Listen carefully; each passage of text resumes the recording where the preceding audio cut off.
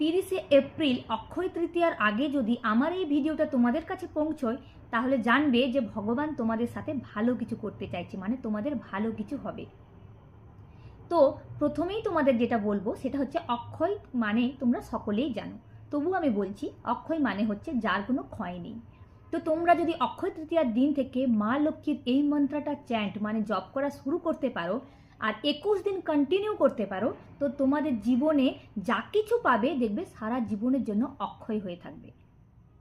তো তোমরা যদি মনে করো গুড হেলথ চাও, তোমরা গুড হেলথ পাবে, তোমরা আনলিমিটেড মানি পেতে পারো, তোমরা সারা জীবনের জন্য হ্যাপিনেস পেতে পারো।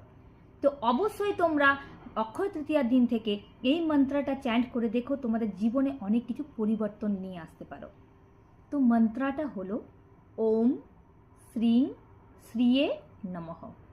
এটা তোমরা অবশ্যই চ্যান্ট করবে অক্ষয় তৃতীয়ার দিন থেকে এবং 21 দিন তোমরা এটা কন্টিনিউ করবে, দেখবে তোমাদের জীবনে অনেক চেঞ্জেস এসে যাবে। তো আজকের এই রেমেডিটাই তোমাদের ভালো লেগে থাকে, প্লিজ লাইক শেয়ার কমেন্ট করতে ভুলো না। Thank you.